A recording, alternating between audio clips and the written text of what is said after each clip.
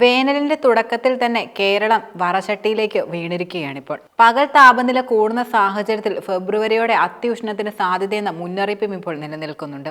30-ന് ശേഷം 2-3 ദിവസങ്ങളിൽ വേനൽമഴയ്ക്കുള്ള സാധ്യതകളും നിലനിൽക്കുന്നുണ്ട്. വേനൽമഴ പകൽ ചൂടിന് അല്പം ആശ്വാസം തരുന്നുണ്ട്. എന്നാൽ അന്തരീക്ഷത്തിലെ ഈർപ്പം വളരെയധികം കൂടും.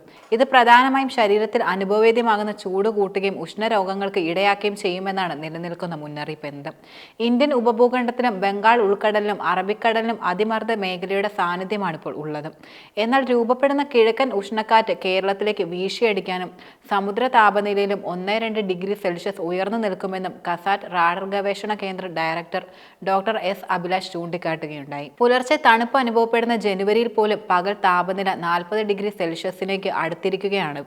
കണ്ണൂരും കോട്ടയം ഉൾപ്പെടെ ചില ജില്ലകളിൽ ചൂട് 37 ഡിഗ്രി സെൽഷ്യസിലും എത്തുകയുണ്ടായി. എന്നാൽ ഉത്തരേന്ത്യയിൽ അതിശൈത്യത്തിന്റെ പിടിയിലാണിപ്പോൾ.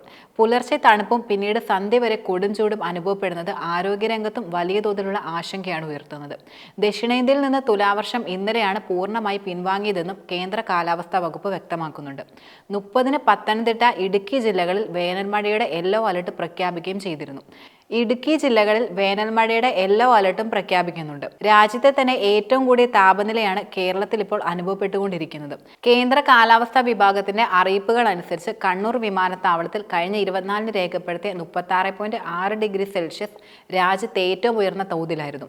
കോട്ടയത്ത് അന്ന് 36.5 ഡിഗ്രി സെൽഷ്യസ് ചൂടായിരുന്നു നിലനിന്നിരുന്നത്. മധ്യ കേരളത്തിലെ താപനില വർദ്ധിക്കുന്ന പ്രവണതയാണ് ഏതാനും വർഷങ്ങളായിട്ട് കാണുന്നത്. അടുത്ത 2 ദിവസം സംസ്ഥാനത്ത് ശരാശരി താപനില 3 ഡിഗ്രി വരെ ഉയരുമെന്നാണ് ദുരന്ത നിവാരണ വകുപ്പ് നൽകുന്ന മുന്നറിയിപ്പ്. സാധാരണയായി കേരളത്തിൽ മാർച്ച് മുതലാണ് പ്രധാനമായിട്ട് ചൂട് വർദ്ധിക്കുന്നത്. മധ്യ കേരളത്തിൽ ജനുവരിയോടെ അല്പം ചൂട് കൂടുന്നത് സ്വാഭാവികമായിട്ടൊരു കാര്യമാണ്. മാർച്ച് ഏപ്രിൽ ആകുന്നതോടെ പാലക്കാട് മേഖലയിലായിരിക്കും കൊടും ചൂട് അനുഭവപ്പെടുക.